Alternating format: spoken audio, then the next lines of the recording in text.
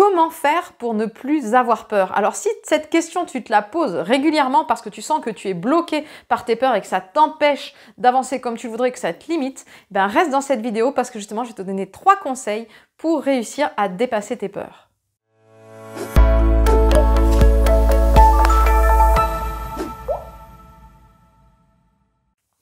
Bonjour et bienvenue dans cette nouvelle vidéo. Je m'appelle Aude Froger, je suis coach experte en reconnexion à soi, c'est-à-dire que je t'accompagne à faire en sorte que tes actions quotidiennes servent tes priorités de vie et tes valeurs, pour justement te créer une vie plus légère, plus joyeuse, plus harmonieuse dès maintenant. Alors si c'est la première fois que tu es sur ma chaîne YouTube, je t'invite à t'abonner en cliquant sur le petit bouton s'abonner juste en bas de la vidéo et pense à activer l'icône de notification en forme de cloche pour être averti justement à la sortie de mes vidéos. Aujourd'hui dans cette vidéo, j'ai décidé de te parler de comment faire pour ne plus avoir peur. Alors je vais te donner 3 étapes. Ce qu'il faut savoir déjà, c'est qu'avoir peur, c'est tout à fait normal. Puisque quand tu veux faire quelque chose de nouveau, que tu sors de ta zone d'habitude, de ta zone de confort, eh bien c'est l'inconnu. Et l'inconnu est forcément source de peur. L'être humain n'aime pas l'inconnu. Donc l'étape 1, c'est déjà d'arrêter de lutter contre ta peur. Parce que plus tu vas lutter et plus elle va s'installer. C'est comme en physique, j'aime le présenter comme ça. C'est-à-dire quand tu as une force dans un sens, tu as la force opposée dans l'autre. Donc plus tu vas forcer, lutter contre ta peur et plus il va y avoir une résistance en face. Donc l'étape 1, c'est arrête de lutter, accepte ta peur. Tu la vois, tu dis ok, je t'ai vu, je sais que j'ai peur. Bon, maintenant, j'ai quand même envie d'aller de l'avant. Et l'étape 2, mon conseil numéro 2, c'est justement de comprendre qu'en fait, quand tu as peur, ça veut dire que tu es dans ton mental. C'est ton mental qui a pris les commandes. Il est aux commandes et du coup, il est là, il dit non, non, non, non. Trop risqué, on n'y va pas. Sauf que ton mental, il n'est pas là pour te rendre heureux, il est là pour te maintenir en vie. Et être en vie, ça ne veut pas dire être vivant. Être en vie, tu peux très bien être en vie, mais être un mort vivant dans le sens en noir et blanc. C'est-à-dire que tu as envie de faire de choses, mais tu ne t'autorises pas parce que tu as peur. Et c'est ta peur qui dirige ta vie, c'est ton mental qui dirige ta vie. Et du coup, cette vie, elle est un peu fade, elle n'est pas en couleur. Et justement, il va falloir que tu comprennes donc que ce mental-là, il va te permettre de rester en vie, comme je te le disais avant, mais pas d'être en couleur, pas d'être vivant. Et c'est pour ça qu'il va falloir que tu apprennes à lâcher ton mental pour aller dans ton cœur. Parce que celui qui va te permettre, justement, d'avoir une vie légère, une vie harmonieuse, une vie en couleur, une vie joyeuse, eh bien, c'est pas ta tête, c'est pas ton mental, c'est ton cœur. Ton cœur, il connaît le chemin, il connaît la direction. Sauf qu'aujourd'hui, c'est ta tête qui est aux commandes de ta vie, qui pilote. Donc, il va falloir que tu mettes ta tête au service de ton cœur.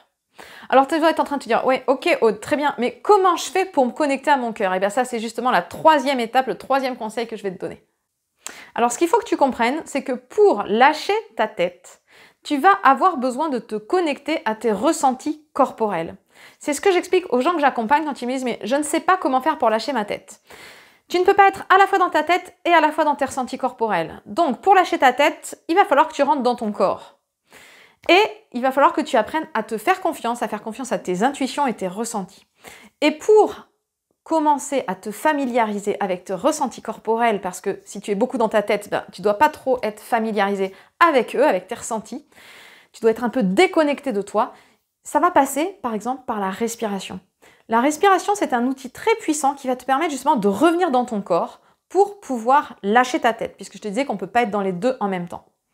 Donc utilise la respiration, il y a différents outils qui existent, soit la cohérence cardiaque, soit justement juste un exercice de relaxation avec la respiration. Tu inspires par le nez, tu ressens l'air qui gonfle tes poumons, ton ventre comme un ballon, et tu expires en relâchant tes épaules et en laissant l'air sortir par ta bouche.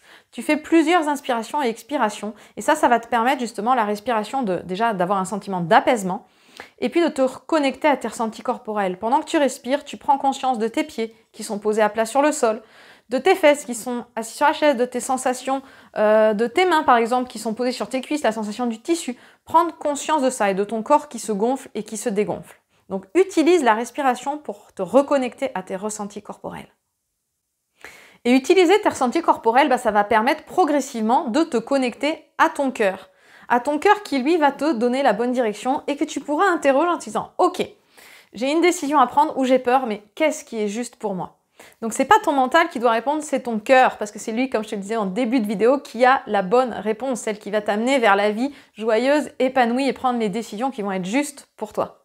Alors si tu ne sais pas exactement comment faire pour te connecter à ton cœur, que tu as utilisé la respiration mais que tu restes dans ton mental, que tu as essayé la cohérence cardiaque mais que ça ne suffit pas, sache que c'est normal, ça se fait progressivement. Parce que c'est en le faisant progressivement et en le faisant régulièrement tous les jours que ça va devenir de plus en plus fluide et facile.